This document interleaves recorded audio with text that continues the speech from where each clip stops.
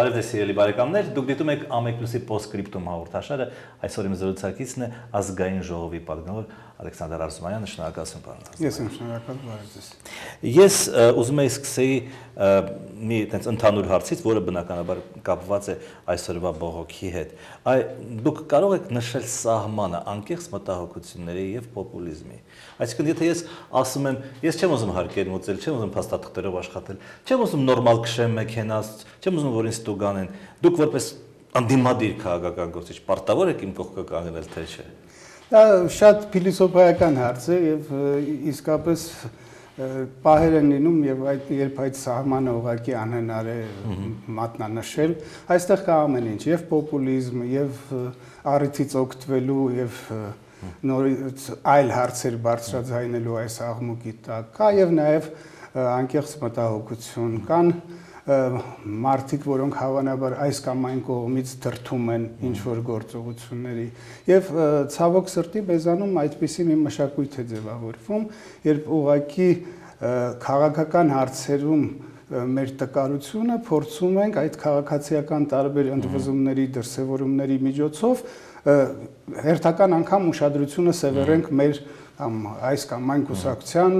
գործերի վրա, մեր կուսակցական անկարողության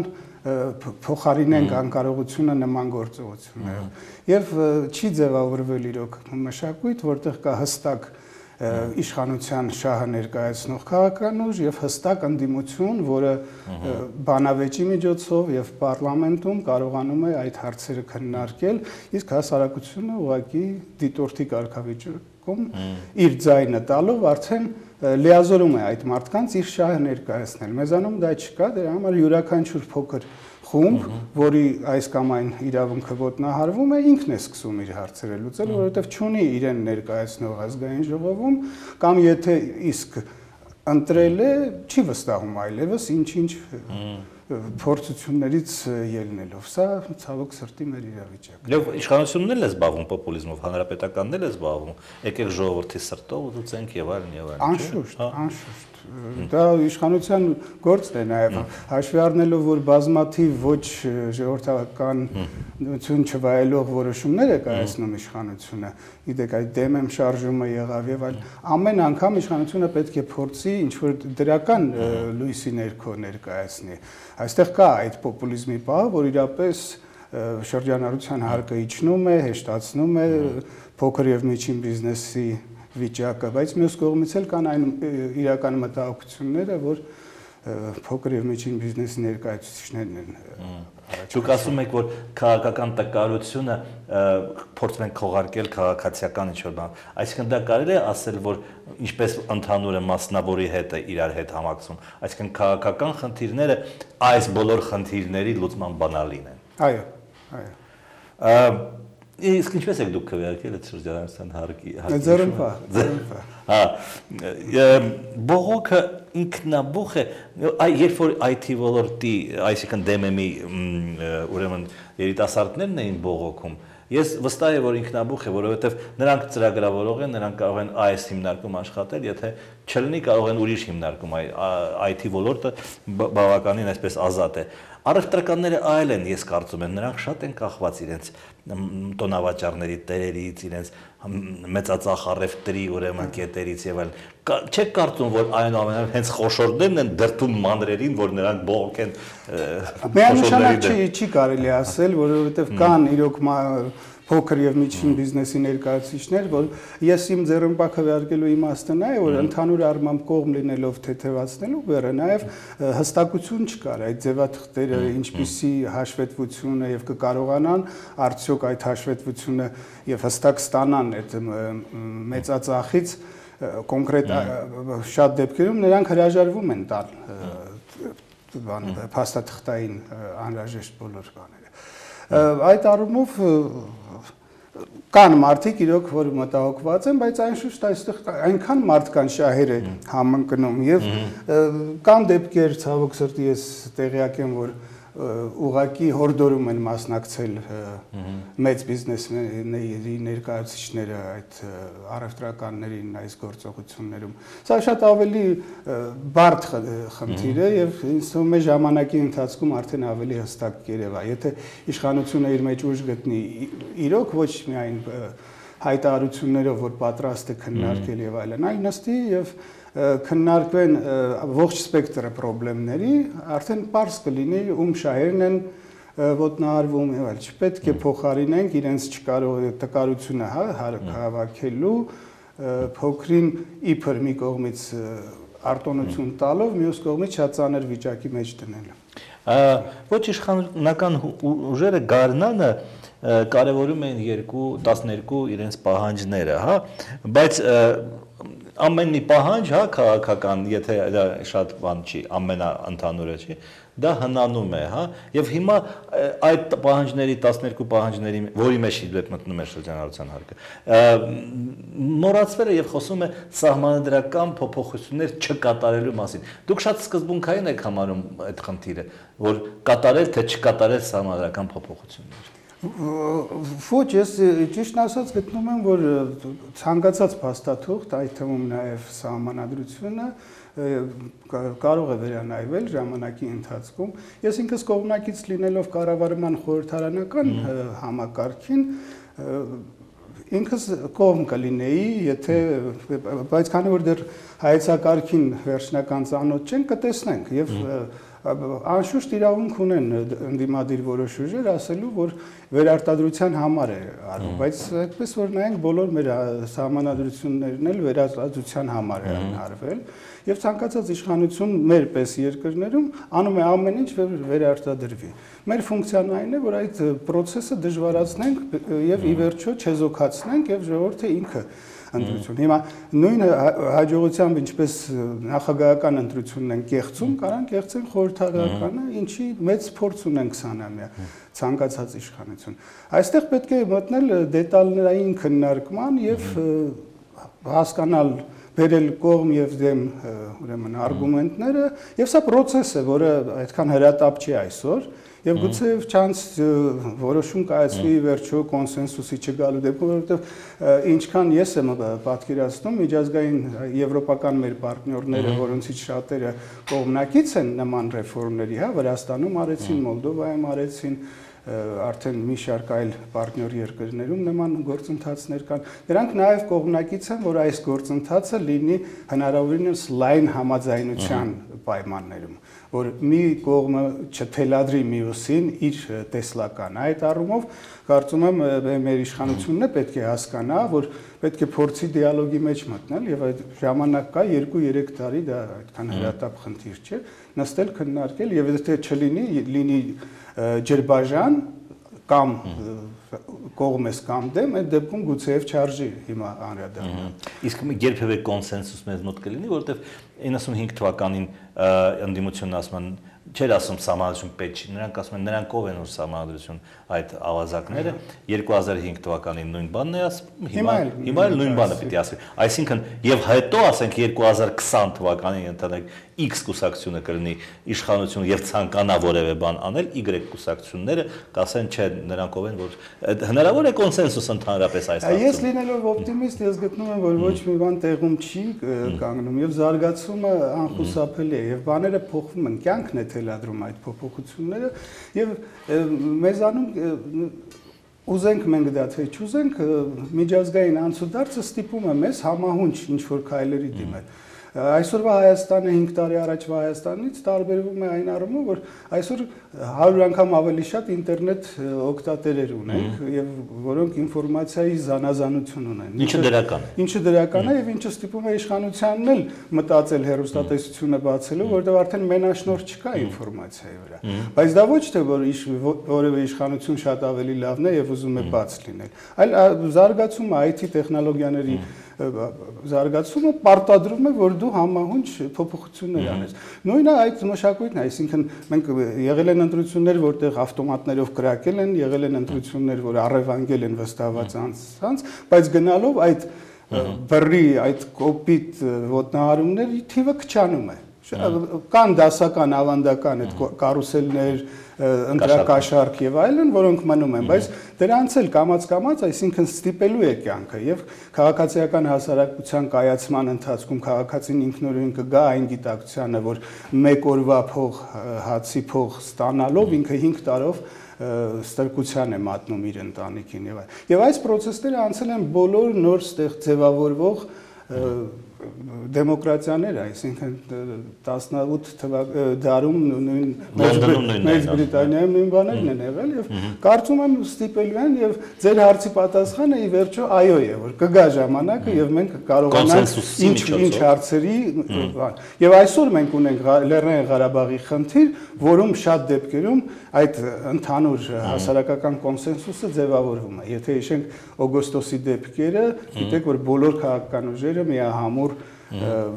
համախմբվեցին բանակին աջակցություն հայտնելու, կան թերևս նման խնդիրներ մեր հասարակությունում։ Կարող եք ասել, որ այս աշունը թեժ է, ավելի թեժ է, քան, չգիտեմ, գարունը կամ նախորդ աշունը։ Դուք ձեր խմբագրականներից մեկում գրել եք, որ ամեն տարի ընդդիմությունը ասում է, որ թեժ աշունն է, նույն թեժության աշունն է, որ մենք ունեցել ենք վերջին 23 տարիներին։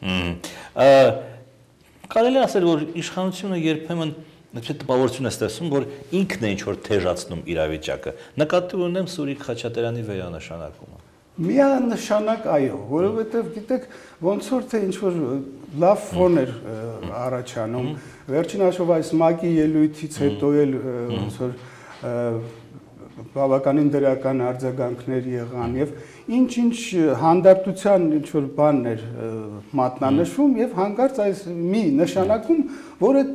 բացառված է, որ չիմանաս, որ այդ նշանակումը շատ վատ է ընկալվելու ժողովրդի կողմից։ Մի կողմ դնելով նույնիսկ այդ մարդու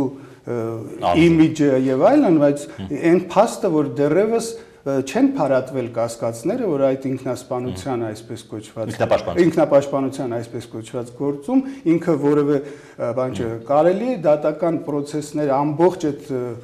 ի հայտ եկող այսի նոր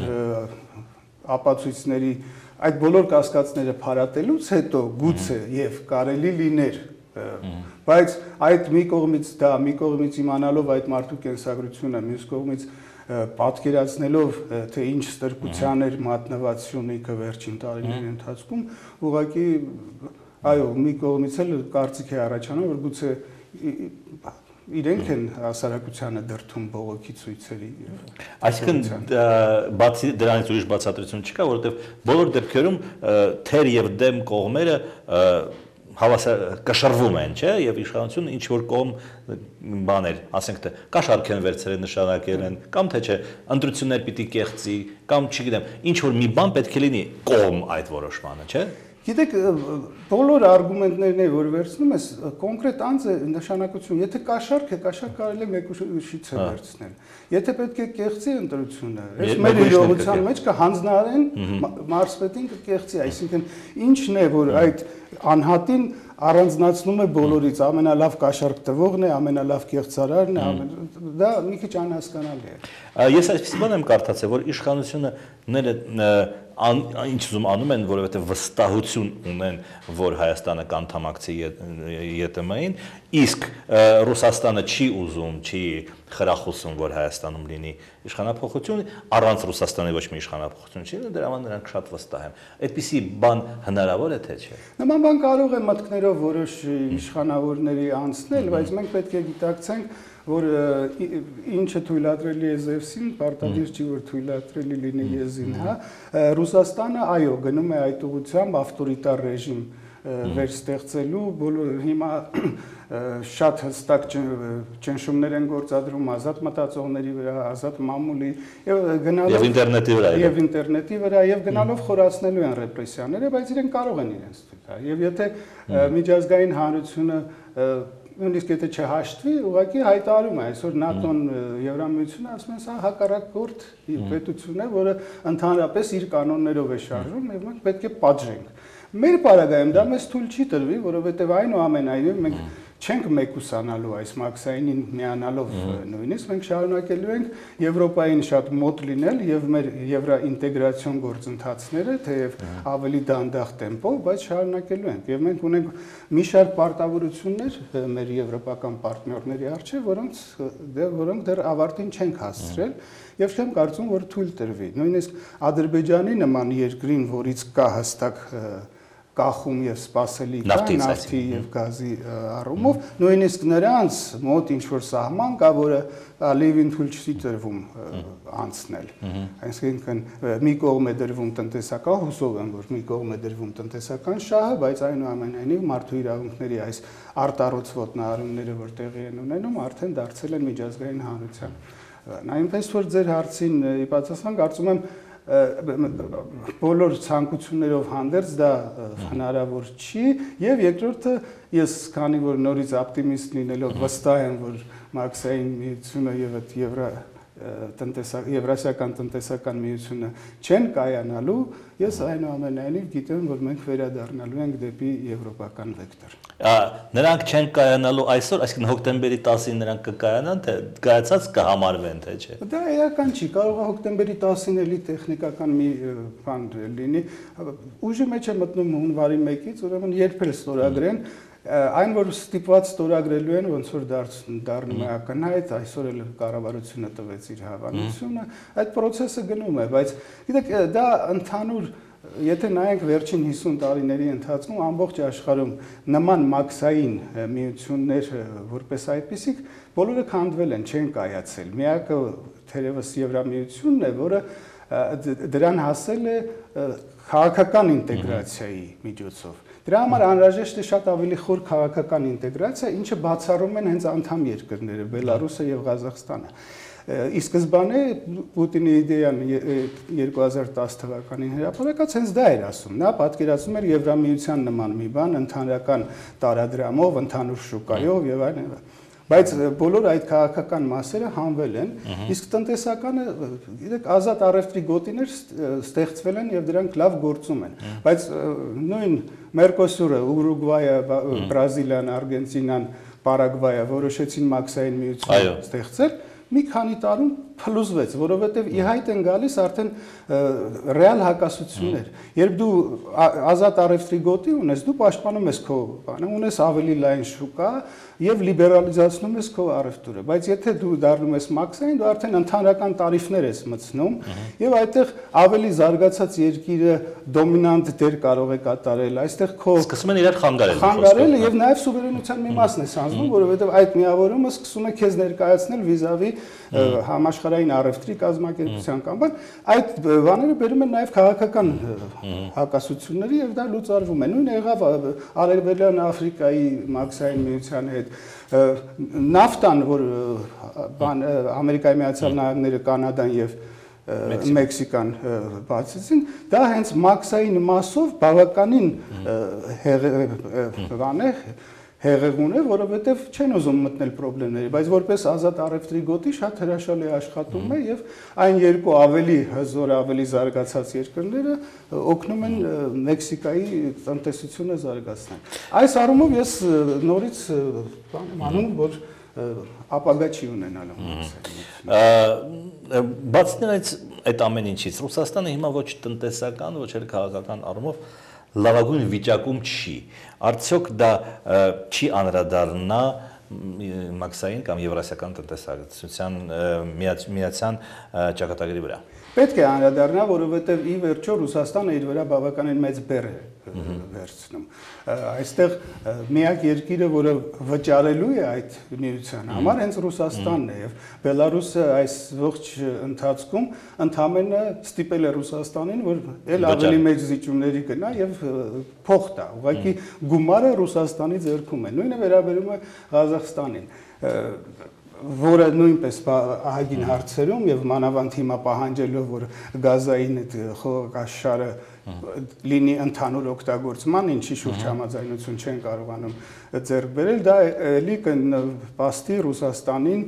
մյուսներին ուրեմն գումարներ հատկացնելը։ Մենք որպես այդպիսին, մենք որևէ հետաքրքրություն Ռուսաստանի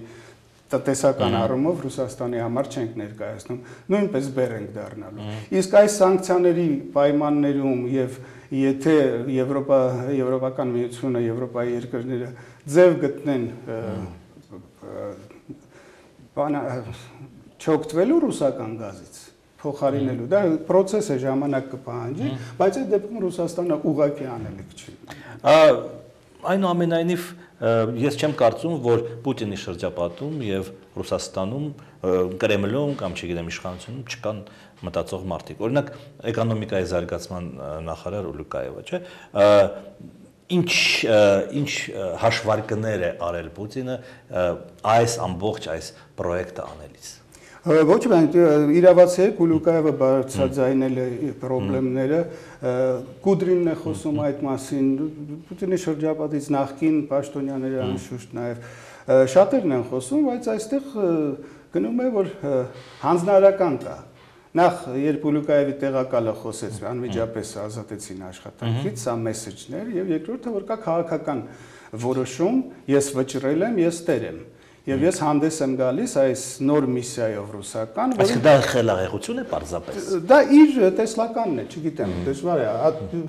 Կան մարդիկ, որ գտնում են, որ այնքան էլ adekvat մոտեցում չէ, բայց մյուս կողմից էլ ինքը ունի նաև իր շրջապատում մի շարք մարդկանց, որոնք դա հիմնավորում են ռուսական պատմությամբ, որ շատ դեպքերում Ռուսաստանը մեկուսացված այնուամենայնիվ կարողացել է եւ կան մարդիկ, որոնք ինչ որ հաշվարկներ են անում, որ մենք մեր օդանավերը կկառուցենք, մեր մեքենաները կքշենք եւ այլն։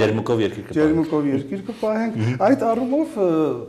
սպասարկվում է իր քաղաքական վճիռը։ Եվ քանի որ միանձնյա է այնտեղ ամեն ինչ իրականանում, եթե չսպասարկեն դուրս կպրծնեն եւ ինձ թվում է նույնիսկ այն օլիգարխները, որ դժգոհում են գիտակցելով, որ մեծ կորուստներ են ունենալու, այնուամենայնիվ իրենց հավանաբար ասվում է, ես եմ քեզ օլիգարխ նշանակել։ Ես կարող եմ քեզ փոխարինել ցանկացած պահի, ուրեմն դու պարտավոր ես ոչ միայն գումարներ կորցնել, այլ այդ գումարներով սպասարկես մեր ընդհանուր մեծ ռուսական իդեան։ Սա ավելի հայրենասիրական բան է տրվում։ Պատժամիջոցների պատմությունն էլ է հետաքրքիր, որ Եվրոպան, երբ որ որոշում է Եվրամիությունը պատժամիջոցների ինչ որ չափաբաժինը հերթական, չէ, նրանք շաբաթներով դա համաձայնեցնում են, որովհետև բոլոր երկրները Եվրամիության պետք է համաձայնեցնեն։ Պուտինը որոշում է պատասխան քայլերի վերաբերյալ չհամաձայնեցնելով Ղազախստանի եւ Բելարուսի դեմ եւ դա իհարկե կհարվածի հետ Ռուսաստանին, որովհետեւ նրանք չեն կիրառի այն սանկցիաները, որոնք Ռուսաստանն են կիրառել, ունենալով մաքսային ընդհանուր սահման։ Այստեղ էլ կա ինչ-որ հակասություն։ Միանգամայն իրավացիեք, հենց դա է տարբերությունը Եվրամիության եւ մաքսային միության, որ կա դոմինանտ երկիր։ Եվ այդ դոմինանտ երկիրը թելադրում է իր կամքը։ Եվրամիությունը այնուամենայնիվ ունենալով բավականին հզոր խաղացողներ, բաղկացած է հիմնականում միջին եւ փոքր երկրներից, որոնք ունեն ընդհանուր շահեր, եւ անտեսել այդ շահերը, ուզում է Գերմանիա լինես, ուզում է Ֆրանսիա, անհնար է։ Եվ այդ իսկ պատճառով այդ բոլոր որոշումները հաշվի են առնում նաեւ ամենափոքր երկրի հնարավոր կորուստները եւ դրա համար դժվարությամբ է եւ ամեն մի սանկցիան հասկանալի է որ այդ սանկցիայի պատճառով իրենք էլ տնտեսական կորուստներ կունենան ուրեմն ավելի զարգացած ավելի հզոր տնտեսություն ունեցող երկիրը պետք է ձև գտնի երաշխավորելու փոքր երկրին որ իր կորուստը այնուամենայնիվ կհատուցվի որովհետեւ եթե մեծ երկրի պարագայում այդ կորուստը այդքան էլ ցավալի չի լինի միշտ էլ կարելի է ձև գտնել բյուջետում վերադասավորումներ անել, ապա փոքրին պետք է երաշխավորել։ Դա է բերում նրան, որ սա ավելի թափանցիկ, ավելի նորմալ եւ հստակ գործող մեխանիզմ է, ի տարբերություն մաքսային է։ Ենթադրենք մենք ունենք լեգիտիմ իշխանություն եւ այդ լեգիտիմ իշխանությունը որոշում է չանդամակցել ԵՏՄ-ին։ Մենք կարող ենք չանդամակցել ԵՏՄ-ին եւ պահպանել Ռուսաստանի հետ լավ հարաբերությունները, որոնք մեզ կարծես թե անհրաժեշտ են։ Մենք կարող էինք սեպտեմբերի 3-ին Մոսկվայում ընդամենը բացատրել մեր պարտներին այն առավելությունները, որ կարելի է ունենալ, եթե Հայաստանը ունենա լավ հարաբերություններ եւ Եվրամիության եւ Ռուսաստանի։ Եթե հարցը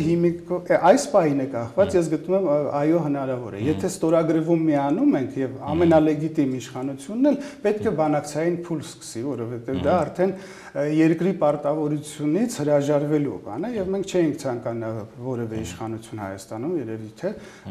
չացնել հարաբերությունները եւ խզել ստանձնած պարտավորությունները չիրականացնել։ Բայց այդտեղ կարելի է process սկսել եւ կարծում եմ ժամանակը ցույց է տալու, որ Հայաստանի գուցե այդքան գրավիչ չէ Հայաստանը Ռուսաստանի համար տնտեսական առումով, բայց Հայաստանի դիրքը կարող է շատ գրավիչ լինել, որովհետեւ այստեղ հատվում են բազմաթիվ հետաքրքրություններ տարբեր խաղացողների եւ կարող է այն հարթակը լինել, որ ոչ թե դառնանք բանի ռազմական հակասությունների թատերաբեմ, այլ գոնե համագործակցության հարթակ, ինչը հնարավոր է ՀԱՊԿ, ՆԱՏՕ, Եվրասիական միություն, Իրան, Եվրոպա, այդ բոլոր բաներում մենք կարող ենք շատ լուրջ դերակատարություն բանալ եւ նաեւ ասեմ, որ ես վստահ եմ, որ Ռուսաստանում Պուտինը ինչքան էլ երկար կյանք տա իրեն Աստված, հավերժ չի լինելու եւ գալու է Ռուսաստանում իշխանություն, որը վերադառնալու է Եվրոպայի հետ լավ հարաբերություններ